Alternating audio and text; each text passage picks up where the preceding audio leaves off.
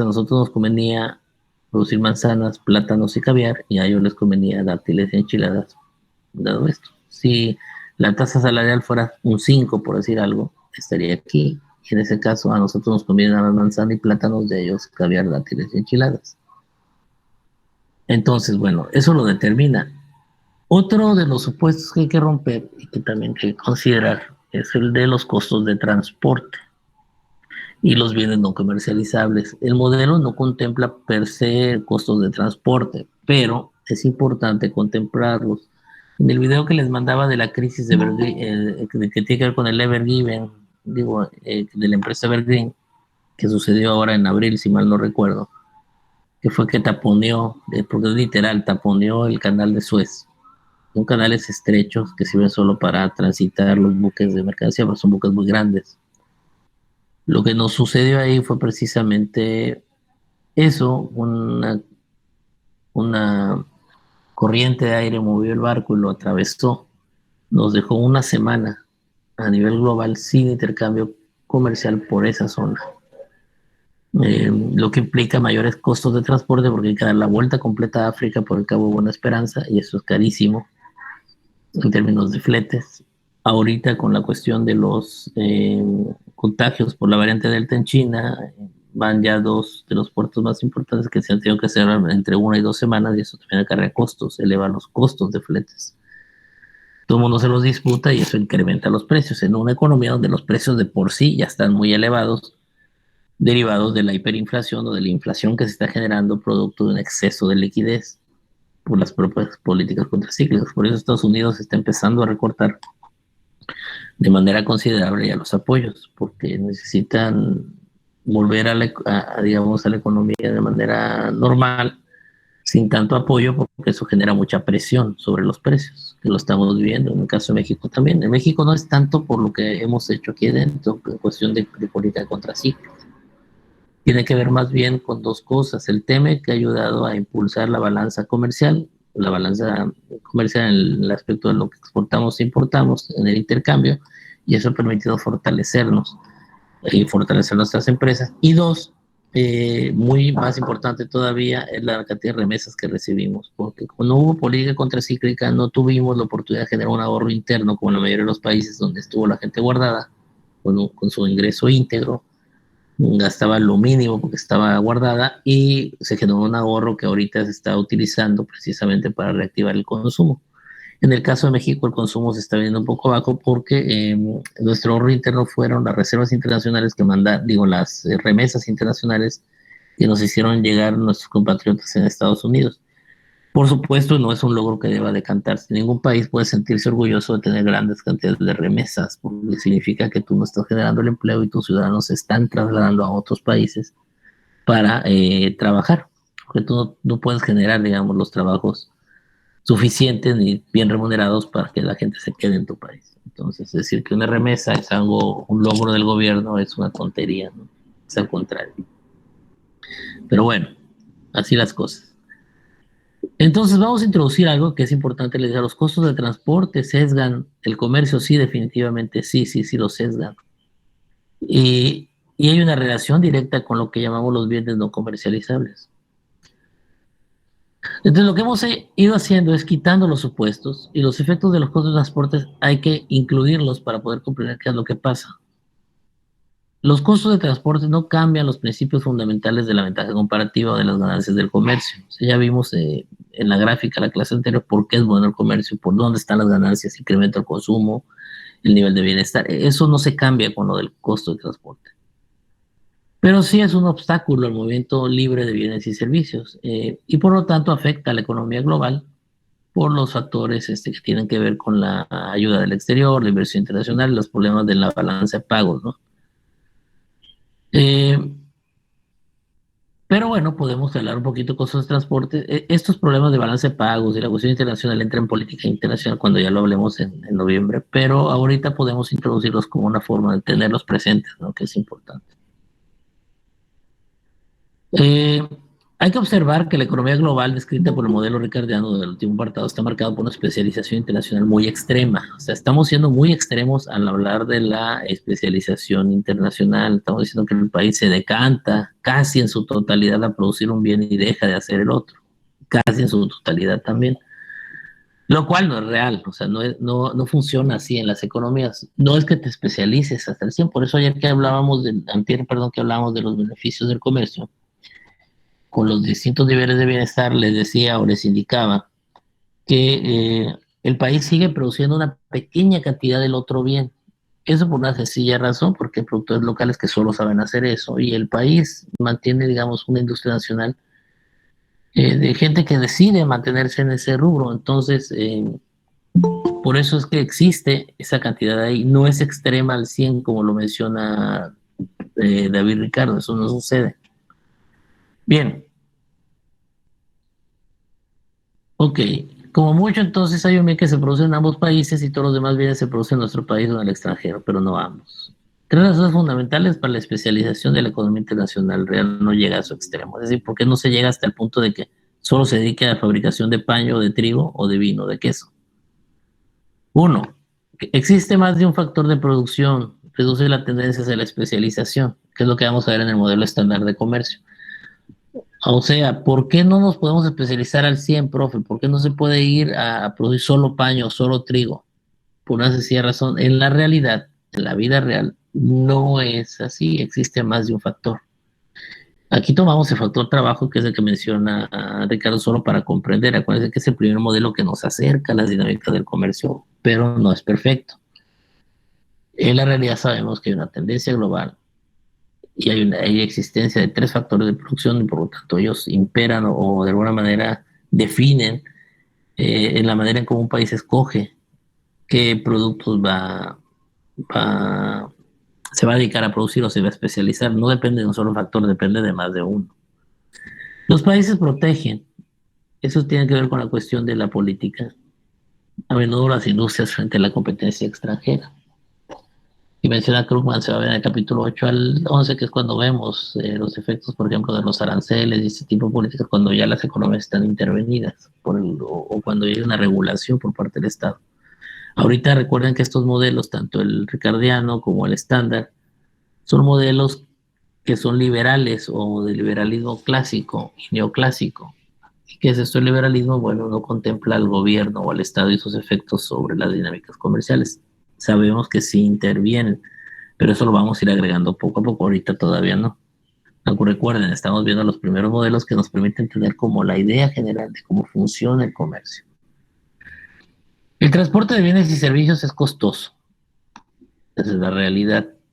Y en algunos casos el costo de transporte es suficiente para llevar a los países hacia la autosuficiencia en algunos sectores. ¿Qué quiere decir esto? Que en algunos productos los países deciden mejor satisfacerse con lo que ellos producen, o sea, tener una autosuficiencia.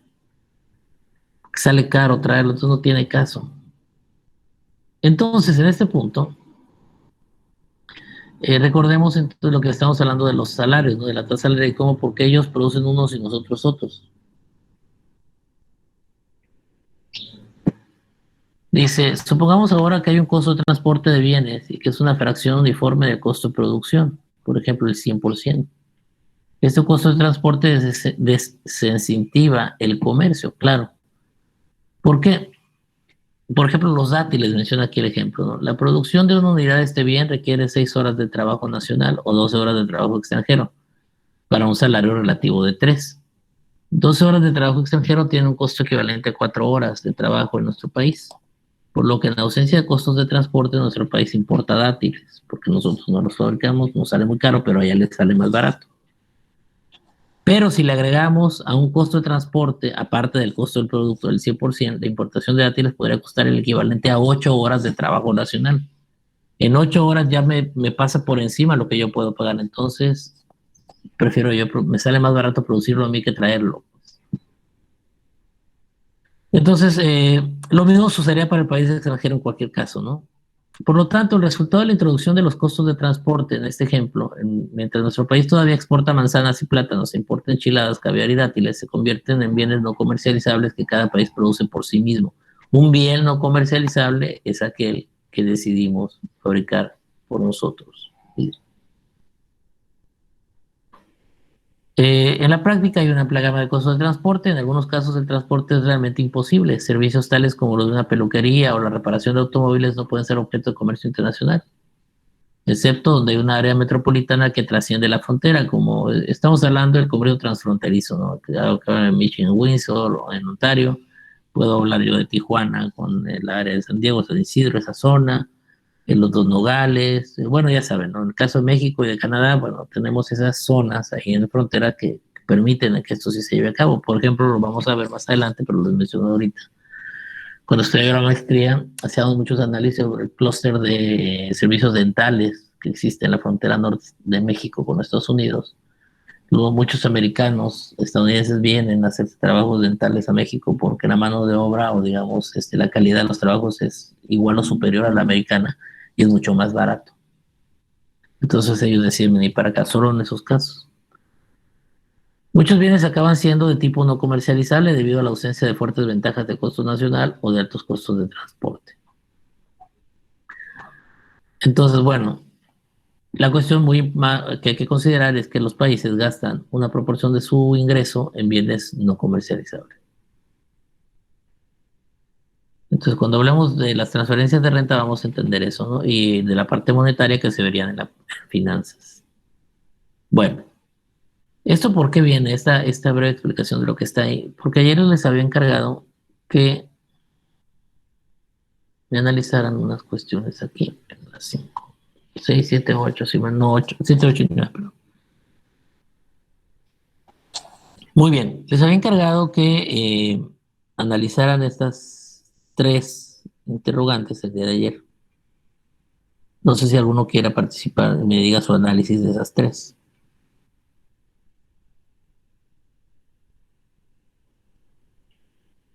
Dice, voy a leerlo y ustedes me contestan, ¿sale? Decía, la productividad del trabajo japonés en el sector manufacturero es aproximadamente la misma que la de Estados Unidos. Mayor en algunas industrias, menor en otras, pero bueno, es más o menos similar. Mientras que en Estados Unidos es todavía considerablemente más productivo en el sector servicios. Pero muchos servicios no son comercializables. Algunos analistas han argumentado que esto constituye un problema para Estados Unidos porque su ventaja comparativa se basa sobre cosas que no puede vender en mercados mundiales. ¿Cuál es el problema de este argumento? Alguien que quiera contestar esa, por favor.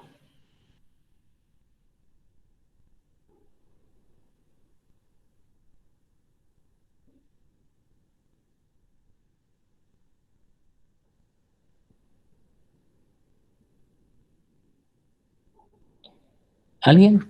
¿O yo decido quién?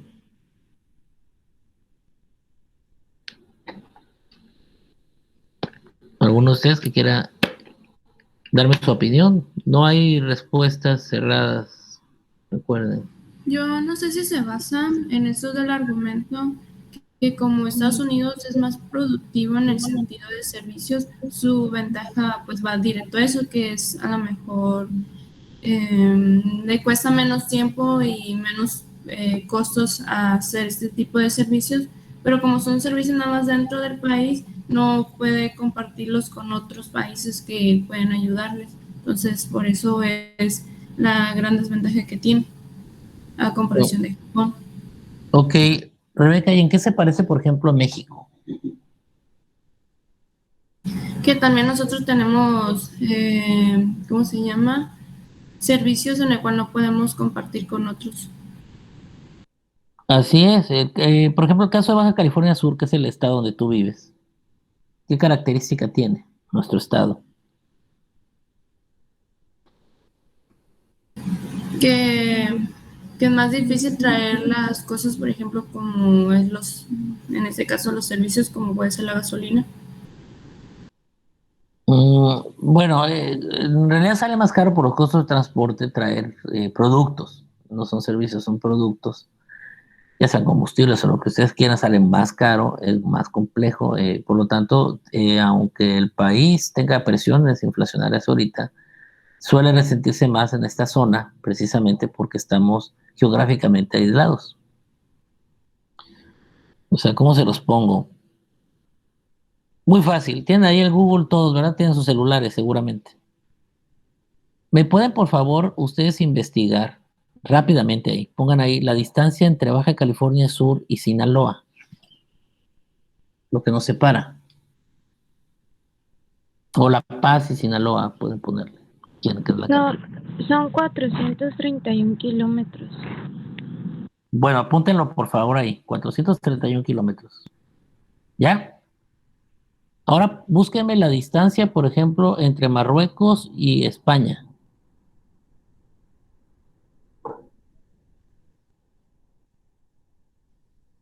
Estoy hablando de África con Europa, ¿no? Por ahí por el Peñón de Gibraltar, de esa zona. Maestros son 1300, ay, 1331.4 kilómetros. A ver, entre Marruecos y España. A ver, déjame ver. Sí, eso me salió según Google en Google Maps. A ver, permítanme.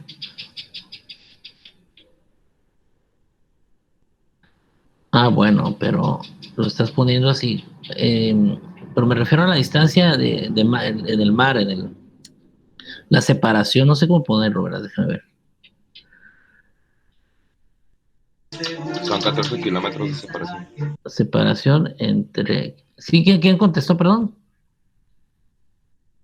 Yo, profe Brandon, nos separan 14 kilómetros de mar. 14 kilómetros de mar, sí, es poquito. 14 kilómetros. Muy bien. Ahora búsquenme ahí la separación entre Rusia y Alaska, por favor.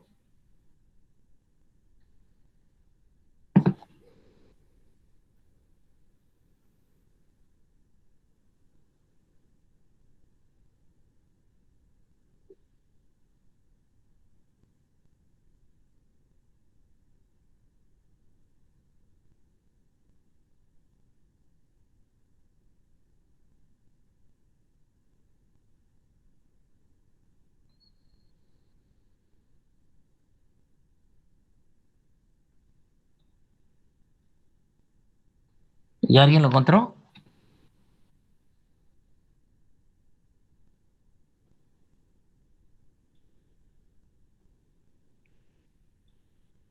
Es que nada más sale la distancia entre las capitales. No son 4 kilómetros, estoy leyendo un artículo, algo así que dice. 4 kilómetros, el estrecho de ¿Son Bering. 4? Sí, Ok. son 4. Ok, quiero que dimensionen, porque de repente no dimensionamos nosotros en el mundo en el que estamos, y es importante dimensionar, por eso en las materias como la geografía, la historia, les digo, son importantes. Vuelvan a ver los números. ¿Cuál es la separación entre el estrecho de Bering? Pues entre Rusia y Alaska, 4 kilómetros. Entre Marruecos y España, en lo que viene siendo la separación que tienen ahí en el mar Mediterráneo, ¿cuánto quedamos que eran? Perdón, creo que fue Brandon. Sí, profe, fueron 14 kilómetros. 14 kilómetros. ¿Y cuánto es la separación de La Paz a Sinaloa, la distancia entre los estados? 431 kilómetros. ¿Sí se dan cuenta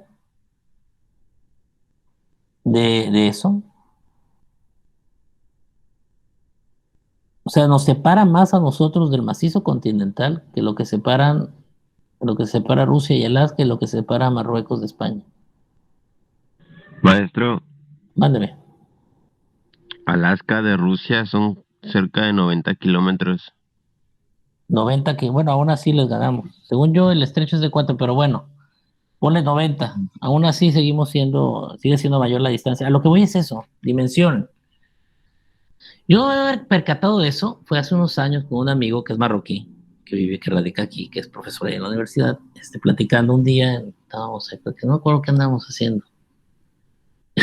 Y veíamos la distancia, creo que era el Tecolote, ¿no? Le decía, bueno, es que allá está Sinaloa.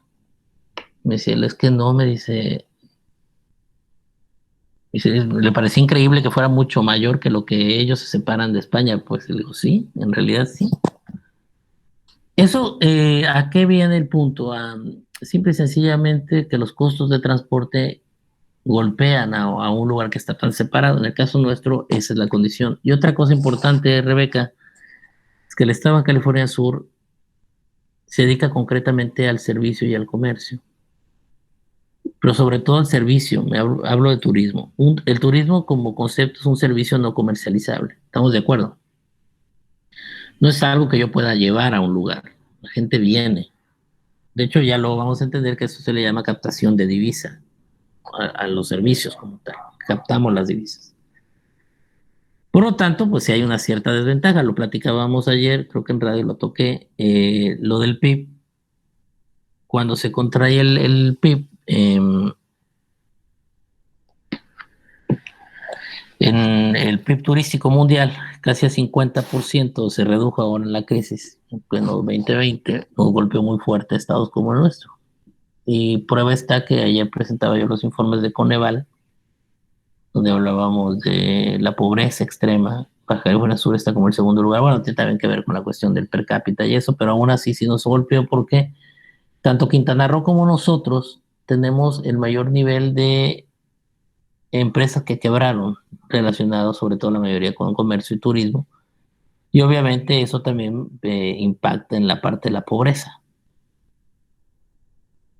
Entonces el problema de ese argumento, de decir que el argumento es el siguiente, que el problema para Estados Unidos es que su ventaja comparativa se basa en cosas que no puede vender en los mercados mundiales. El problema de ese argumento es pensar que, volvemos a lo mismo, que solo todo lo que intercambias o puedes vender funciona. En realidad también los servicios son una forma de traer ingresos. Claro, estas expensas de cuestiones que el libro no contempla, pues el libro de 2004 no hubieran pensado en una pandemia como la actual, pero definitivamente no quiere decir que si yo tengo bienes no comercializables, o en este caso servicios no comercializables, esté en desventaja. Eso no es así. La prueba está, vuelvo a lo mismo, la dinámica con la que nos llevamos. Que hemos llevado los últimos años en relación a la actividad económica, por ejemplo, en Baja California Sur, en la actividad económica en México en general. Por eso cito Quintana Roo, Baja California Sur, que son de los estados que más se han visto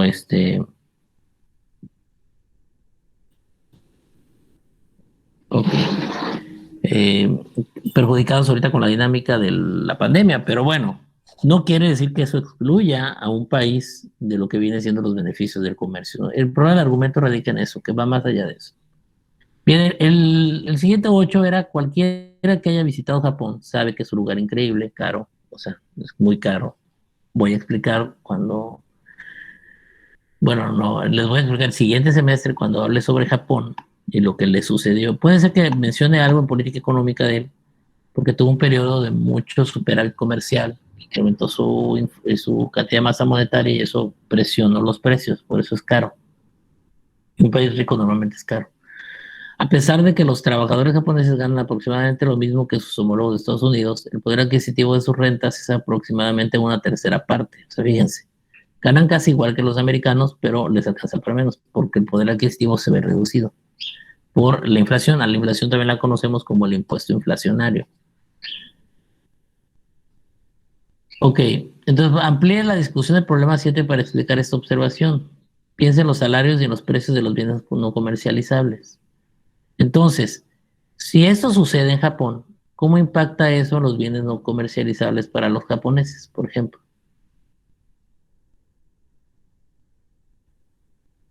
Ustedes díganme.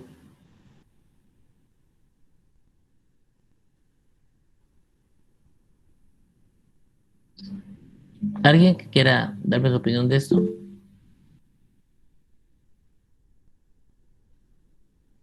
A ver, dice Andrés, hace que la gente no quiera ir porque es muy caro. Bueno, eso con respecto al turismo.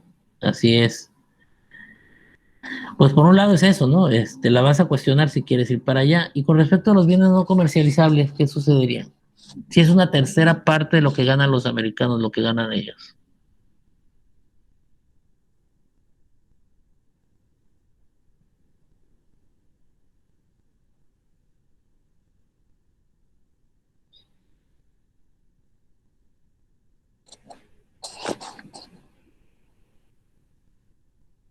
¿Alguien que quiera decirme qué piensa, qué cree?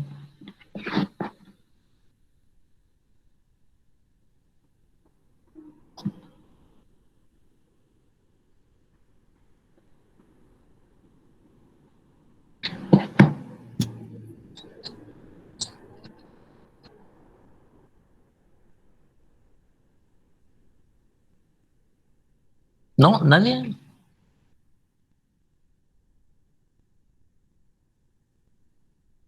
Denise, Cristian, del Italia, Pedro, ¿alguien quiera opinar?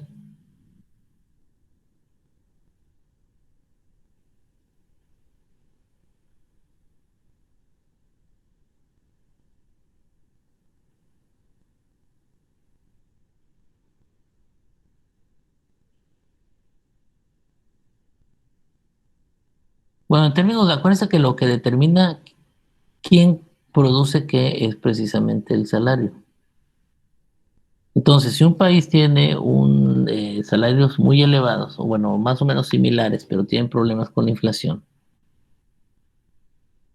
es decir, les alcanza para menos, su poder adquisitivo de sus ingresos es una tercera parte del resto, esto los lleva a pensar en la adquisición en términos de, les conviene a veces en algunos rubros mejor la importación de bienes, porque les puede salir mucho más barato un bien importado que un bien local. Sí, solo si se respeta el comercio internacional como tal. Y obviamente también hay bienes de tipo no comercializable que les sale caro a ellos, les sale más caro, por ejemplo, traer, pero en la mayoría les conviene más comprar o traer, em, porque de otra forma su poder adquisitivo se ve limitado al interior.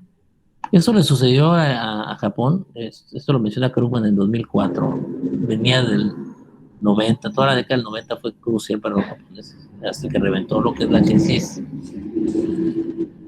ah, se conoció como el efecto dragón, que pasó en 97, 98, en esa zona. Le cayeron las bolsas, pues, tiene que ver con un efecto ahí, especulación e incertidumbre sobre el tipo de cambio que los impactó. Y economías como la japonesa se vieron muy afectadas. Ya venía mal Japón, traía mucha inflación. Y por eso les decía que a veces no es bueno mantener un superávit por largo tiempo. En el caso de ellos fueron excesivamente productivos, excesivamente eficientes. Y eso los llevó a una gran acumulación de ingreso, de masa monetaria, lo que provocó esa inflación. Cuando eso sucede, es preferible en ocasiones porque sale, digamos,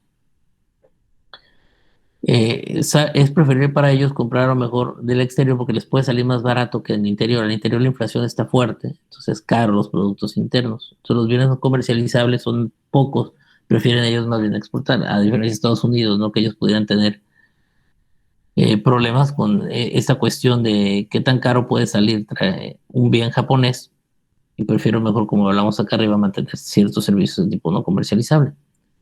Y eso nos lleva a preguntarnos, ¿realmente afectará las ganancias del comercio el hecho de que muchos bienes sean no comercializables, que no se comercialicen? O sea, ¿realmente afecta lo que la teoría nos dice sobre comercio internacional? ¿Afecta que muchos de los bienes los países decidan no comercializarlos porque no les sale por los costos de transporte? O sea, ¿hay un efecto a las ganancias o no? ¿Cómo lo ven ustedes?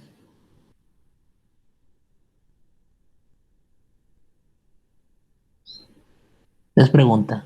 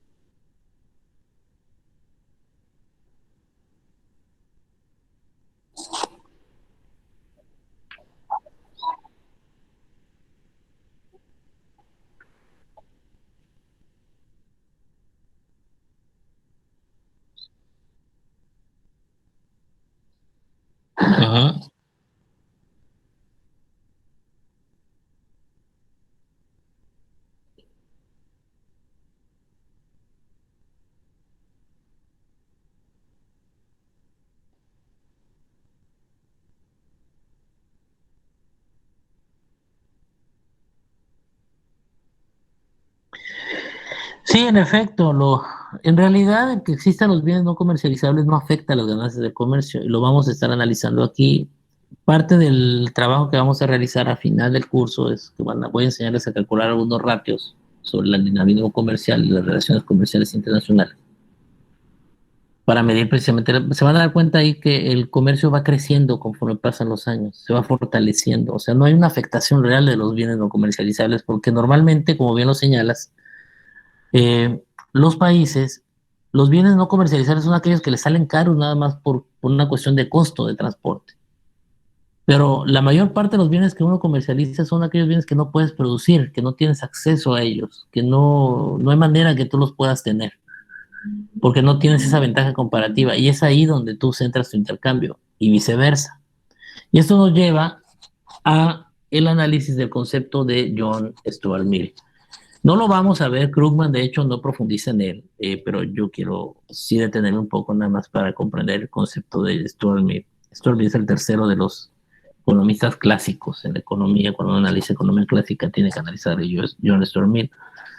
John Stuart Mill sí es economista como tal, sí es un economista. De los tres, digamos, los dos primeros fueron como los pioneros, por así decirlo. Estoy hablando de que Smith, pues ustedes saben, es el padre de la economía y David Ricardo viene siendo, digamos, quien le da seguimiento a lo que maneja el libro del origen, naturaleza y riqueza de las naciones del 76 y en su libro Economía Política que ya vimos, e impuestos eh, del 17 señala unos puntos importantes, Ricardo, que nos llevan a deducir este modelo, ¿no? Del comercio o modelo ricardiano en el 1819. Eh, por lo tanto, después de ello surge Stuart Mill. Él crea una corriente de pensamiento que se llama utilitarismo. Tiene que ver con la cuestión de generar utilidad, o sea, el concepto utilidad para las sociedades. Y de alguna manera, lo que él nos muestra en sus obras, que fueron ensayos económicos, porque les digo, ya a él ya le tocó estudiar la carrera de economía como tal, le tocó trabajar en la economía como tal, o sea, ya era, digamos, él vio en clases, como ustedes lo están haciendo y van a ver a los distintos teóricos de la economía, pues él lo vio en clase. Así que de alguna forma, en los libros que él empieza a redactar desde 1822 en adelante, bueno, nos muestran esos análisis que él hace, ¿no? Tiene muchas publicaciones, pero a mí me interesa un concepto de los que él habla sobre todo, ¿no? De los principales. Una de sus obras más emblemáticas son los ensayos sobre economía, bueno, economía y sociedad. Hay un rubro donde hace el análisis del comercio, donde nos habla de estas dinámicas, profundiza un poco en estas dinámicas del comercio exterior. La demanda recíproca no requiere así como con un gran modelaje, ¿no? Para explicarlo. Hay gráficas que lo explican de los neoclásicos, que corroboran todo lo que Stuart Mill dijo. Pero la demanda recíproca se define puedo en dos premisas decirles de qué se trata. Lo que nos estaba diciendo Stuart Mill era que la oferta de un país, o sea, ahorita que estamos hablando de esto, lo que oferta un país es lo que otro país demanda. Y lo que otro país oferta es lo que yo demando. O sea, mi curva de oferta es la curva de demanda de otro país y la curva de oferta del otro país es mi curva de demanda. De tal forma que el intercambio es recíproco. Dicho de otra forma, mis exportaciones sirven para financiar mis importaciones. Es decir, mis exportaciones es lo que yo vendo, me sirve para poder comprar. Eso es lo que nos dice Storm en la demanda recíproca. Habla de que la demanda en ambos sentidos es igual, es la misma. O sea, la demanda del otro es mi oferta. Ya sea que yo sea el país extranjero o sea el país que está haciendo el análisis, siempre lo que yo voy a ofertar es lo que el otro país demanda. Eso es la demanda recíproca. Recuerden la frase, mis exportaciones van a financiar mis importaciones. Lo que vendo me sirve para poder comprar. Por eso es que los bienes no comercializables pues, no generan un efecto tan marcado, digamos, en la cuestión de que sesgue o quite una parte de las ganancias del comercio. Pues no, en realidad no, porque yo solo voy a comercializar aquello que me interesa vender, no tengo ventaja, y voy a comprar aquello que no tengo, donde no tengo ninguna ventaja. Entonces, los bienes no comercializables quedan, digamos, ahí como algo a la par, porque me sale más barato producirlo yo. Entonces, mi interés no va a estar en el comercio de sus bienes, va a estar en los que no, en lo que yo no puedo definitivamente y me sale más barato comprar. Y ahí viene el intercambio. Y esta demanda recíproca de la que habla Mill, pues bueno, se basa precisamente en eso, en este argumento que nos habla de esta relación recíproca entre ambos países, entre ambas sociedades para intercambiar y elevar el nivel de bienestar de los dos. Puedo resumir a Stuart Mill así.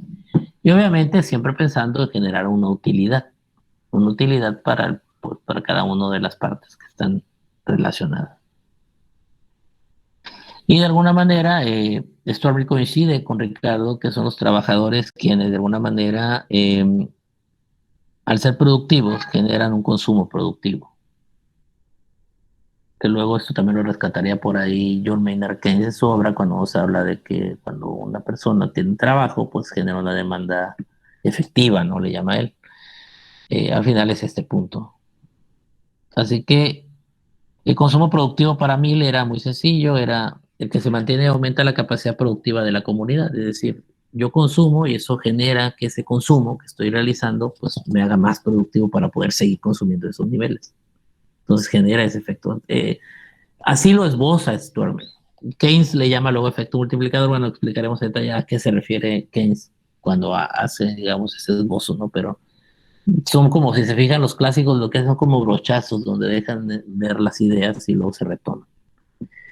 Y la otra cuestión que quería platicarles era la de la ley de Say.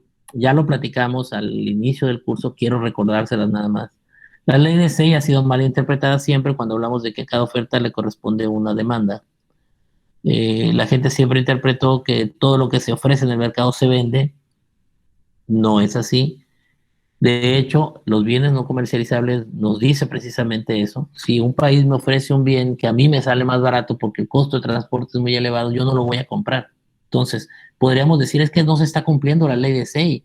Es que no es cierto lo que decía SEI. Un país está sacando un producto y no lo están comprando por el costo de transporte. Sí, es verdad. Pareciera que la ley de SEI no se cumple, pero en realidad no es eso. La ley de SEI no hace referencia a que todo lo que sale al mercado se va a vender. La ley de SEI nos dice que todo lo que vamos a ofertar en el mercado, sea interno o internacional, interno o externo, corresponde a una demanda anterior para poder generar ese producto. Es decir, para yo poder ofertar tuve que haber demandado todos los insumos que constituyen el valor de este producto y que me va a generar una utilidad. Por lo tanto, a cada oferta en el mercado le corresponde una demanda en el mismo sentido. Se refiere que para poder yo sacar un producto al mercado tuve que haber demandado en ese sentido para poder elaborar el producto y poder ofertarlo. No quiere decir que todo producto que se oferte se va a vender. Y ahorita vimos por qué están los costos de transporte y hay bienes de tipo no comercializable. ¿Quedó claro eso?